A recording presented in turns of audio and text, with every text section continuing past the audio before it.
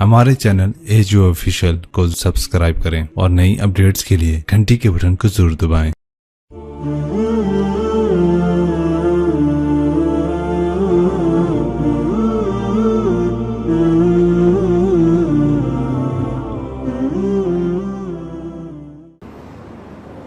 मैं कभी तफसील में इस किस्से को नहीं सुना सका कि मेरे जज्बात मेरे ऊपर गालिब आ जाते हैं, मेरे अल्फाज बिखर जाते हैं, टूट जाते हैं, मेरा बंद टूट जाता है।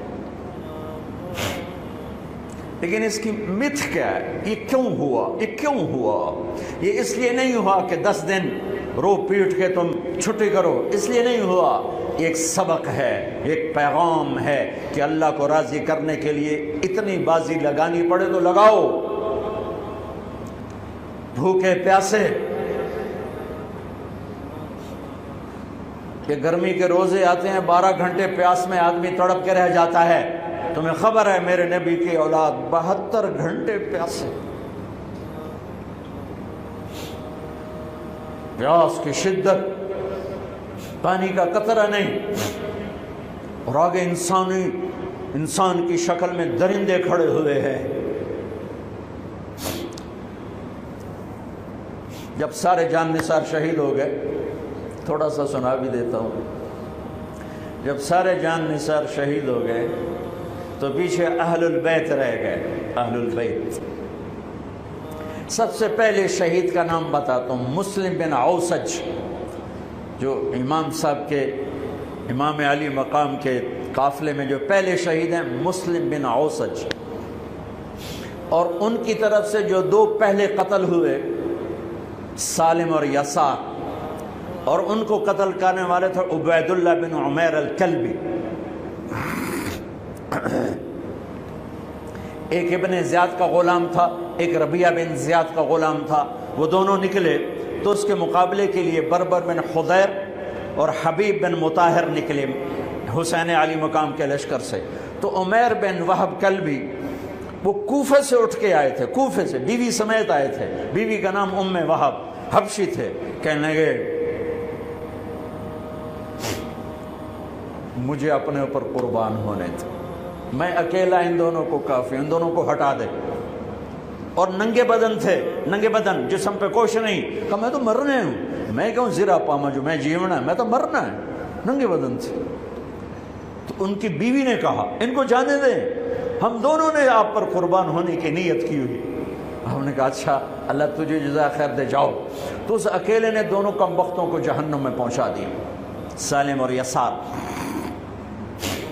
तो उनमें से एक आदमी बोला ये मरने आए हैं, अगर अकेले अकेले लड़ोगे तुम सबको मार देंगे। और तुसी तो जीवन दे तलबगार हो, मरण दे तलबगार है। मरण वाले नूं मारना कोई सौखा काम हुंदा है। वो इन पर इकट्ठे हमला करो। फिर हमला आम हुआ। तो पहले शहीद इधर से मुस्लिम बिन औसज, जब वो गिर रहे थे तो कह रहे थे हुसैन की हिफाजत करना जब तक सांसों में सांस बाकी। आपके लश्कर में इधर ज़ुहैर इब्नुल कैन, यानी राइट साइड पर ज़ुहैर बिन कैन एक छोटा झंडा, लेफ्ट साइड पर हबीब बिन मुताहिर एक झंडा, दरम्यान में आपके भाई अब्बास बिन अली जिनके हाथ में बड़ा झंडा था और बड़ा निशान का जो अलामत था वो अब्बास बिन अली के दरम्यान में था। 32 घोड़सवार थे और 40 पैदल थे।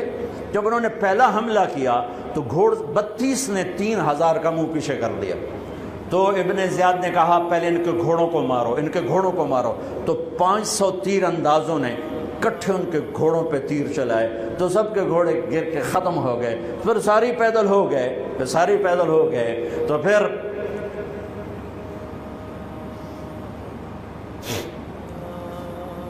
मैं अटक जाता हूँ, इसलिए फिर मैं आखिर में जा बीच में ज़ुहैर की शहादत सुना दूँ। ज़ुहैर इब्नुल कैन, जब नमाज का वक्त आया, ज़ुहर का वक्त दाखिल हुआ, तो आपने इशारा किया ज़ुहैर ये शिमर से कहो नमाज पढ़ने दे, नमाज पढ़ने दे। हाँ, अगर 1439 साल में नमाज की माफ़ी होती तो अहले करबला को होती, लेकिन हुसैन ने सजदे में सर रख के बतलाया कि नमाज नहीं छूट सकती। سر کٹ سکتے ہیں۔ تو انہوں نے آگے ہو کر کہا کہ بھائی نماز کے لیے جنگ روکو۔ تو کوفی لشکر کا ایک سردار تھا حسین بن نمیر، اس نے کہا تمہاری تو نماز قبول ہی نہیں ہوتی۔ تو انہوں نے کہا لعنت تجھ پر، تیری نسلوں پر، جس گھر کی تو فعل نماز ملی انہی کی نہیں ہوتی اور تمہاری ہوتی ہے۔ تو واپس آ کر کہنے لگا کہ وہ نماز کی اجازت نہیں دے رہے۔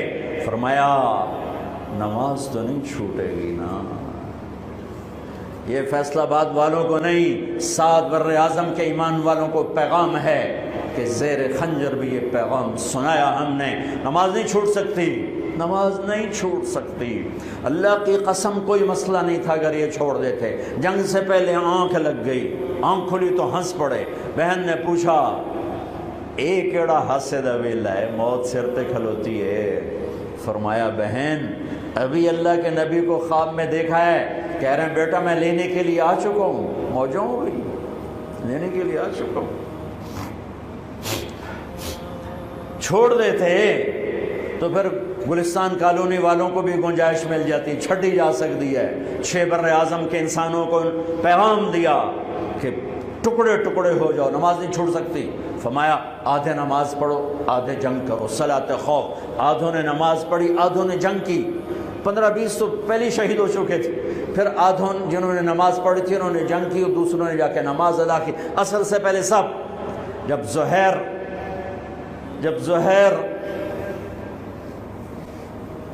گرنے لگے تو انہوں نے حضرت حسین کے کندھے پر یوں ہاتھ مارا، گرتے گرتے اقبل ہدیت ہادیا مہدیا اليوم تلقى جدك النبي حسنا والمرتضى عليا والشهيد الجعفر الكمية واسد الله المحيا۔ ہاں آگے بڑھ، تیرے لیے تیرا نانا پھولوں کے ہار لے کے کھڑا ہوا، آگے بڑھ، آج تیری ملاقات کا دن ہے۔ آج تو اپنے بھائی حسن سے ملے گا، باپ علی سے ملے گا، چچا جعفر سے ملے گا، اسد اللہ حمزہ سے آج تیری ملاقات ہے۔ ان اشعار کے ساتھ آپ نے جان اپنے اللہ کو سپرد فرمائی۔ جب سارے جان نثار ختم ہو گئے،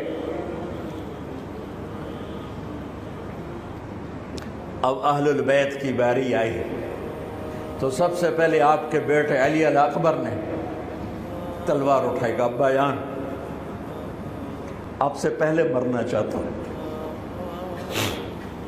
آپ کو مرتا نہیں دیکھ سکتا، آپ سے پہلے مرنا چاہتا ہوں، مجھے اجازت دیجیے۔ ہم نے کہا بڑھو اللہ کے نام پر، جا ملو اپنے اجداد کے ساتھ۔ تو بڑے حسین تھے علی الاکبر، جس طرف گئے وہ آگے آگے، کوفی آگے آگے، یہ پیچھے پیچھے، تو 1 اور 3000 کیا مقابلہ تھا۔ آخر خاک و خون میں لوٹائے گئے، تڑپ کے گرے۔ تو پھر حسن کے بیٹے قاسم کا چچا، میں نہیں جانا، اس قافلے میں، اس حسینی قافلے میں اہل البیت وہ 17 قتل ہوئے، ان میں سب سے حسین قاسم تھے، قاسم بن حسن، قاسم بن حسن۔ جب ان پر تلوار کا وار پڑا تو ان کا ہاتھ کٹا اور نیچے گرے تو انہوں نے کہا یا اماں، ہائے چچا۔ تو حضرت حسین زخموں سے چور ہو چکے تھے، لیکن جس سے بجھتی شمع بھڑکتی ہے، اب زخمی شیر کی طرح لپکے اور کائی کی طرح مجمع کو چیرا۔ جب وہاں پہنچے تو وہ ایڑیاں رگڑ رہے تھے اور خاک و خون میں لت پت تھے، تو اٹھا کے سینے سے لگایا، ان کی آخری ہچکیاں ان کے سینے پہ ختم ہوئیں۔ کہنے لگے بھتیجے آج تیرا چچا بڑا بے بس، آج وہ تیری مدد کو نہیں آ سکتا، لیکن ایک دن آنے والا ہے جب تیرے نانے کی عدالت میں فیصلہ ہوگا۔ پھر ان کی لاش کو اٹھایا،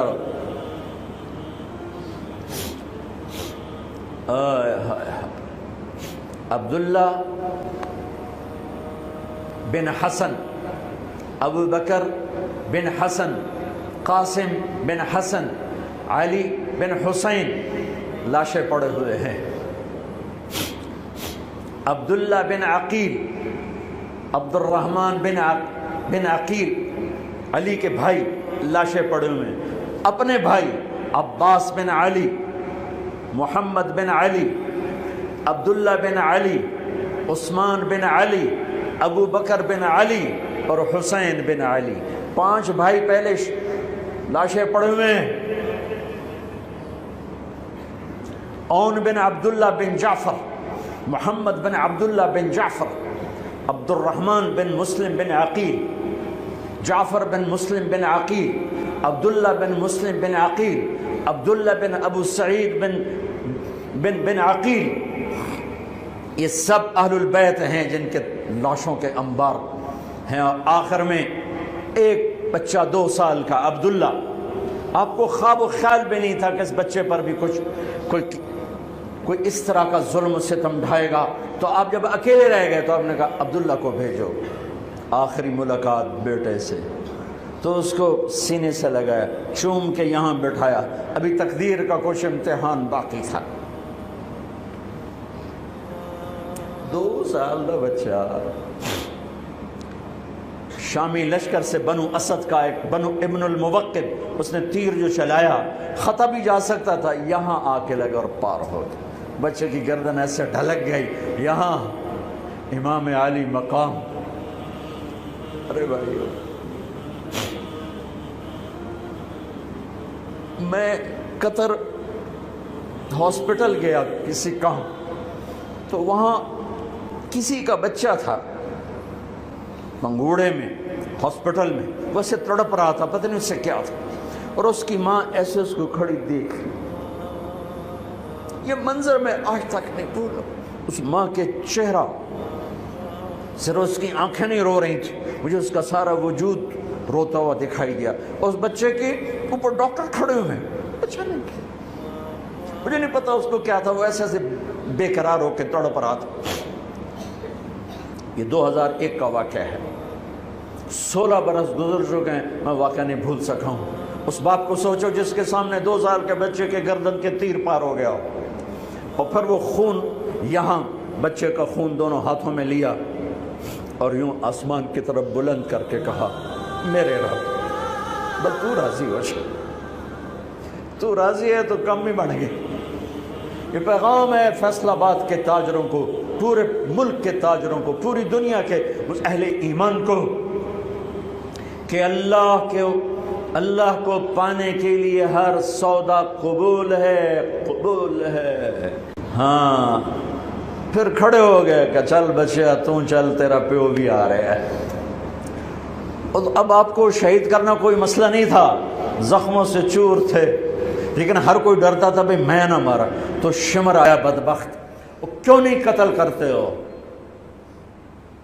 تو ابو زرع بن شریک تمیمی نے پہلا وار سیدھا کیا، جو یہاں لگا، شانے پر لگا، تو اس سے آپ ڈولے، تو سنان بن انس نے سینے پر نیزہ مارا، اس سے آپ گرے، تو شمر نے کہا سر کاٹو، تو خولہ بن یزید آگے بڑھا، پھر ڈر کے پیچھے ہٹ گیا، تو سنان بن انس نے اس کو گالی نکال کر پیچھے دھکا دیا، اور اس امت کا بدبخت ترین انسان جس نے میرے نبی کے نواسے کی وہ گردن کاٹی جس پر میرے نبی کے بوسے تھے، گردن کاٹ کے سر اوپر چڑھا دیا۔ پھر خیموں کی طرف بڑھے، تو اللہ کو زندگی مقصود تھی، آل رسول کی نسل چلنی تھی، تو علی ابن الحسین بیمار تھے، ایمن جن کو زین العابدین، اب ابھی میں نے ان کا قصہ سنایا، اس پر شمر کی تلوار رک گئی کہ چلو بیمار ہے چھوڑ دیا جائے، بیمار ہے چھوڑ دیا جائے۔ تو خواتین، بچے، حضرت علی کی بیٹیاں فاطمہ بنت علی، زینب بنت علی، حضرت حسین کی بیٹی سکینہ بنت حسین، اور آپ کی بیگم رباب، آپ کو بیویوں میں سب سے محبوب بیوی تھی رباب۔ آپ فرمایا کرتے تھے جب رباب میکے چلی جاتی ہے تو میری تو نیند ہی اڑ جاتی ہے، اتنا ان سے پیار تھا، وہ بھی ساتھ تھی۔ ان سب کو ان کے کانوں کی بالیاں کھینچ کے اتار دی۔ پھر ابن سعد نے کہا 10 گھوڑ سوار آؤ، انہیں حسین کے جسم پہ گھوڑے دوڑا دیے، ادھر سے ادھر سے ادھر سے۔ جب قافلے کو گھسیٹ کے باہر لائے، لے جانے لگے تو حضرت زینب نے دیکھا 72 سر نیزوں پہ چڑھے ہوئے تھے۔ سب سے معصوم سر عبداللہ بن حسین، وہ بھی نیزے پہ چڑھا ہوا تھا۔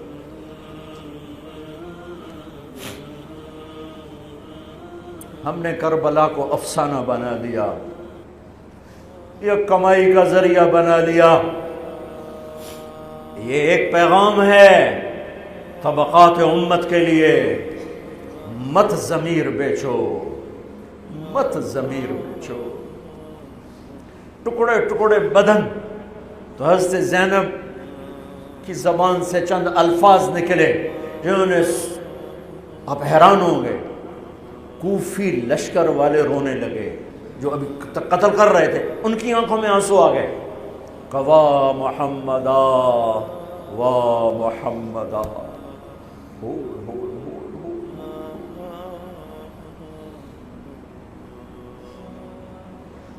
اے محمد مصطفیٰ، اے محمد مصطفیٰ، ھذا حسین بالعراء مزمل الدماء مقطع الاعضاء، وا محمدا وا محمدا، اے محمد مصطفیٰ، اے محمد مصطفیٰ، بناتک السبایا ذریتک مقتلہ تصفی علیہا الریاح۔ آج حسین کی بارات ہے محمد مصطفیٰ، آج تیرے نواسے کی بارات ہے، آج اس نے اپنی بوٹیوں کا ہار گلے میں ڈالا ہے، اپنے خون کے قطروں سے بنا ہوا لباس پہنا ہے، آج وہ سرخ جوڑے میں بڑا حسین نظر آ رہا، آج وہ سرخ جوڑے میں بہت پیارا لگ رہا، اس کا جسم بکھرا ہوا ہے، اس کی بوٹیاں بکھر گئیں، اس کے بدن کے ٹکڑے ٹکڑے ہو گئے، آج اس کا لاشا پڑا ہے۔ یا ہے محمد مصطفیٰ، آج آپ کی بیٹیاں قید میں ہیں، آپ کی اولاد ذبح ہو چکی ہے، ان پر کفن ڈالنے کی اجازت نہیں دی تھی ان بدبختوں نے، تو تصفی علیہ الریاح، کوفے والوں نے کفن بھی نہیں دینے دیا، تو ہم ہوا نے مٹی اڑا کر آپ کی اولاد کو مٹی کا کفن پہنا دیا ہے۔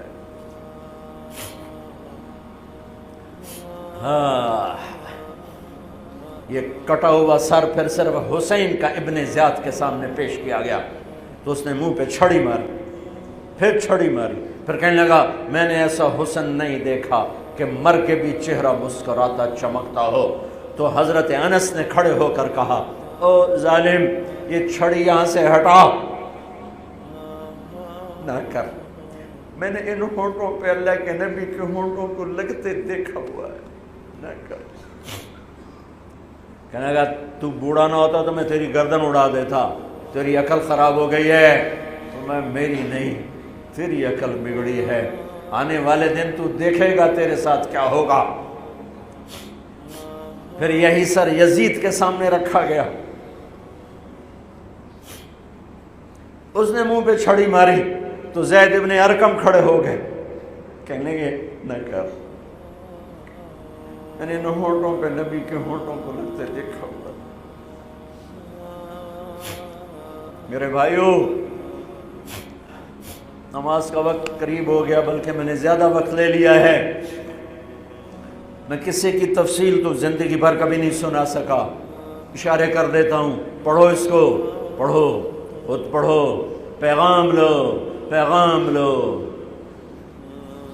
ہے ظلم کا ساتھ نہیں دیا، جھوٹ کا ساتھ نہیں دیا، ذبح ہو گئے نسل سمیت، بچوں سمیت، پوری دنیا کے تجار کو پیغام ہے، جھوٹ سے بچ، خیانت سے بچ، سارے دفتر والوں کو پیغام ہے، رشوت سے بچو، رشوت سے بچو، ظلم و ستم ڈھانے سے بچو، ساری دنیا کے، میرے ملک کا ایک ایک طبقہ ضمیر بیچ کے سویا ہوا ہے، جہاں انصاف دینے والے بک جائیں، جہاں جج کے قلم کی قیمت لگے، جہاں جس دیس کے جج کو خریدا جا سکتا، جس کے قلم کو خریدا جا سکے، جس دیس کے وکیل کو خریدا جا سکے، جس دیس میں جھوٹے مقدموں کی بھرمار ہو، جس دیس کا ڈاکٹر مریض کو مریض نہ سمجھے، گاہک سمجھے،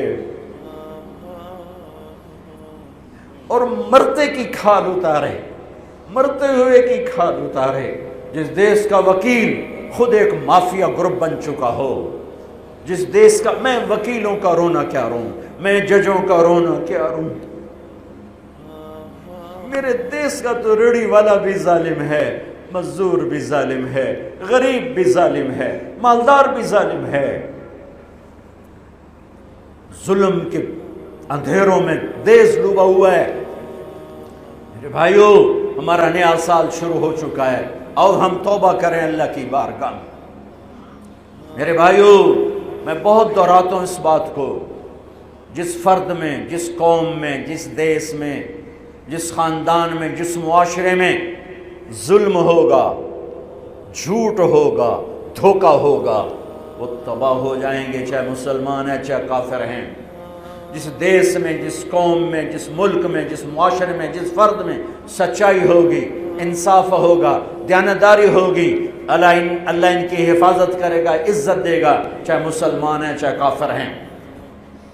دنیا کی عزت ضرور ملے گی، کفر کے ساتھ ملے گی، کہ سچائی، دیانتداری، عدل و انصاف پر اللہ سایہ کر دیتا ہے، چاہے کفر ہے چاہے اسلام ہے، موت تک۔ کافر ہے تو موت تک، موت کے بعد ایمان کا فیصلہ ہے، لیکن اگر ایمان ہے تو یہ جہان بھی بن گیا، وہ جہان بھی بن گیا۔ یہی فیصلہ بات کی بات ہے۔ میں صبح نکلا، سیر کر کے واپس آ رہا تھا، مجھے دور سے ایک ریڑھی والا نظر آیا، سفید داڑھی، پگڑی، تو مجھے بڑا اچھا لگا کہ عام طور پہ ریڑھی والوں کا یہ حلیہ نہیں ہوتا ہے، تو لہٰذا دور سے میری نظروں میں جچ گیا۔ جب میں قریب سے گزرا تو میں نے پھر اس کو ایسے دیکھا، تو میں نے دیکھا وہ رو رہا تھا، ایسے خاموش آنسو، ساز خاموش ہیں فریاد سے معمور ہیں ہم، اور ایک ہاتھ ریڑھی پر تھا، ایک ہاتھ پیٹی پر تھا، جو کوئی پیٹی لایا تھا، اور ایسے رو رہا تھا، ایسے رو رہا تھا۔ تو میں رک گیا، میں نے کہا بزرگو خیریت تو ہے، آپ کیوں رو رہے ہیں؟ تو اس نے مجھے کوئی جواب نہیں دیا، اس نے پیٹی ایسے اٹھا دی میرے آگے، تو وہ پیٹی سیب کی تھی، اس کے اوپر سیب ٹھیک تھے، نیچے سارے گلے ہوئے سیب تھے، تو سارے سیب ایسے بکھر گئے۔ یہ پیٹی میں سیب بھرنے والا نہ تو وکیل ہے، نہ تو ڈاکٹر ہے، نہ تو بھوانے بازار کا تاجر ہے، نہ وہ سیشن کورٹ کا جج ہے، نہ وہ کوئی ڈی سی او ہے، نہ وہ کوئی تحصیلدار ہے، وہ مزدور ہے، غریب آدمی ہے۔ غریب کا ظلم بتا رہا ہوں۔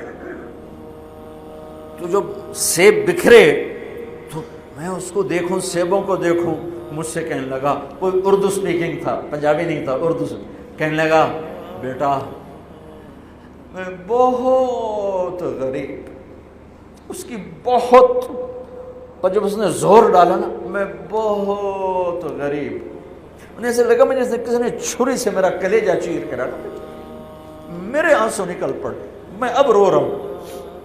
اس واقعے کو 30 سال گزر چکے۔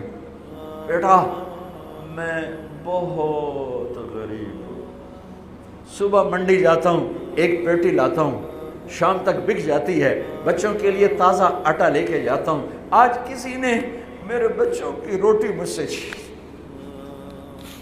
آج کسی نے میرے بچوں کی روٹی مجھ سے چھین۔ اسی سیب کی پیٹی کو اب اوپر تک لے جاؤ کہ لوگ جانوں سے کھیل رہے ہیں، اپنی عزت اقتدار جھوٹی عزتوں کے لیے عزتوں سے کھیل رہے ہیں، جانوں سے کھیل رہے ہیں، حقوق سے کھیل رہے ہیں۔ یہاں ایسے ضمیر بکتے ہیں جیسے بھیڑ بکریاں بکتے، یہاں ایسے زبان کے بول بکتے، اے نہیں کسائیاں کول جاؤ تو سری دے وے زبان بھی آیا تو سر بھی آیا، یہاں ایسے دماغ بکتے ہیں جیسے بکرے کی سری بکتی ہے، ایسی زبانیں بکتی ہیں جیسے بکرے کی زبان بکتی ہے، ایسے ضمیر کے سودے ہوتے ہیں جیسے بھیڑ بکریوں کے سودے ہوتے ہیں۔ اور میری جیب خالی تھی، میرے پاس کچھ بھی نہیں تھا، جو میں تو ایسے صبح نکلا تھا، مجھے اتنا صدمہ ہو کہ ہے کہ میری جیب اتنے پیسے تو ہوں دیتے بابے دی پیٹی جو کے پیسے تو انہوں میں دے ہی دینا۔ آج تک مجھے یہ دکھ رلاتا ہے۔ پھیلا دو سارے پنجاب سے، وہ کراچی سے لے کر خپلو تک، گلگت تک، سب کچھ یہی ہو رہا ہے۔ روتے ہیں حسین کو، کھڑے ہوئے ہیں یزید کے ساتھ، روتے ہیں آل رسول کو، کھڑے ہوئے ہیں شمر کے ساتھ، ابن زیاد کے ساتھ۔ ان مگر مچھ کے آنسوؤں کی میرے رب کی بارگاہ میں کیا قیمت ہے؟ میرا معاشرہ ظلم و ستم میں ڈوب چکا ہے۔ کہتے کہتے کہتے کہتے عمر بیت گئی۔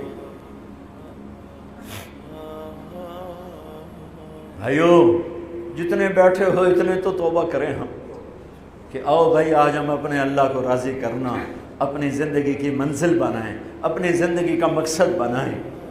ظلم سے نکلو، جھوٹ سے نکلو، بہتان سے نکلو، رشوت سے نکلو، حرام سے نکلو، شراب سے نکلو، زنا سے نکلو، بدکاری سے نکلو، فحاشی سے نکلو، جوئے سے نکلو، جھوٹے مقدموں سے نکلو، جھوٹی گواہیوں سے نکلو۔ قتیبہ بن بکار کی مجلس میں مصر کا بادشاہ واز سنتا تھا، 18 برس آتا رہا، 18 برس، اور ہر سال 1000 دینار، 1000 دینار ان کو گفٹ کرتا تھا، 1000 دینار، کوئی 10 کروڑ روپیہ بنتا ہے، 1000 دینار۔ 18 سال کے بعد ایک فتوے پہ دستخط مانگے کہ یہاں سائن کر دیں، فتویٰ غلط تھا۔ انہوں نے کہا مولوی نو 18,000 دینار دیتے کیوں نہیں کرے گا؟ انہوں نے فرمایا یہ تو شرعاً خلاف ہے، میں کیسے دستخط کروں؟ وہ کہنے لگا کرنے پڑیں گے۔ کہا میرا ضمیر نہیں تم ایسے خرید سکتے، میں نہیں کروں گا۔ کہنے لگا میرے 18,000 دینار واپس کر۔ 18,000 دینار اربوں روپیہ بن چکا ہے۔ انہوں نے کہا مولوی بھکھا ساڈا کھاوے تے ساڈے اگوں سر چاوے۔ کہنے گے ٹھیک ہے، گھر گئے، 18 تھیلیاں 1000 دینار کی، ان کے رسی بھی گرا بھی نہیں کھولی تھی، گرا پہ سرکاری مہر ہوتی ہے، وہ مہر بھی نہیں ٹوٹی ہوئی تھی، جیسی تھی ویسی لا کر اس کے سامنے رکھ کے کہا تو میرے ایمان دا مول اتنا ہی لایا ہی اے 18,000، نکل جا میری مجلس سے جو کم وقت، تو نے مجھے 18,000 میں خریدنا چاہا، تو نے میرے ایمان کی قیمت یہ لگائی تھی۔ جیسے وہ پڑا تھا اس کے منہ پہ مار دیا۔ بھائیو ایسا اللہ سے ایمان مانگو، ضمیر مانگو جو اللہ پہ تو قربان ہو، لیکن ان سکوں پر نہ بک جائے، ان ٹھیکروں پر نہ بک جائے۔ نیت کرتے ہو سارے؟ توبہ کرتے ہو میرے ساتھ؟ کہو یا اللہ میری توبہ، پھر کہو یا اللہ میری توبہ، پھر کہو یا اللہ میری توبہ۔ پکی ہے تو اللہ کے ہاں قبول ہے، چونکہ میرے رب کو توبہ جیسے پسند ہے۔ سبحان اللہ۔ اور میری تمہاری تو عمر ہی کوئی نہیں ہے۔ میرا رب کہتا ہے میرا بندہ اتنے گناہ کر کہ زمین سے اٹھا کر آسمان کی چھت کو لگا دے، یہاں سے اٹھا کر آسمان کی چھت کو لگا دے، پھر صرف ایک دفعہ کہنا یا اللہ معاف کر دو، میں ساری معاف کر دوں۔ ہمارے گناہوں کی تو حیثیت ہی کوئی۔ میں نے مینچسٹر میں بیان کیا، آخر میں ایسے توبہ کروائی تو ایک نوجوان آ گیا، لاہور کا تھا، کہا جی مولانا صاحب یہ گناہ معاف ہو گئے سارے؟ میں نے کہا ہاں۔ یہ توبہ پہ ہو گئے؟ واقعی ہو گئے؟ میں نے کہا بالکل۔ جی میں نے بہت گناہ کیے ہیں، سارے معاف ہو گئے؟ میں نے کہا بالکل ہو۔ جی میں نے بہت کیے ہیں۔ میں نے کہا بیٹا تیری تو عمر ہی کوئی نہیں، تو نے کتنے کیے ہوں گے؟ تو رب کی رحمت کو جانتا نہیں۔ ہمارے بر صغیر کا معاملہ ڈراتے زیادہ ہیں، اتنا اللہ سے ڈرایا کہ اللہ سے جدائی کر دی، اللہ سے ہی بھگا دی۔ ایک دفعہ ایک آدمی کہنے لگا تسی مولویاں ساڈے کولو ساڈا رب بھی کھو لیا، بہت مالدار آدمی تھا، تسی مولویاں ساڈے کولو ساڈا رب بھی کھو لیا، تسی سانو رب کولو اتنا ڈرایا ہے کہ اسی ہن آنے بھی پتہ نہیں ساڈے نال اس کرنا کی۔ میں نے کہا یار میں تو نہیں ڈرا، تمہیں تو خوشخبری دو بھئی اللہ کے پاس آ جاؤ، اللہ کے پاس آ جاؤ، نہ کہیں جہاں میں امان ملی، جو امان ملی تو کہاں ملی، میرے جرم خانہ خراب کو تیرے عفو بندہ نواز۔ اور کوئی راستہ ہے؟ اللہ کو مناؤ، ایک بول پہ مانتا ہے، ایک بول پہ مانتا ہے، ایک آنسو پہ مانتا ہے، پھر ٹوٹ جائے پھر کر لینا، پھر ٹوٹ جائے پھر کر لینا۔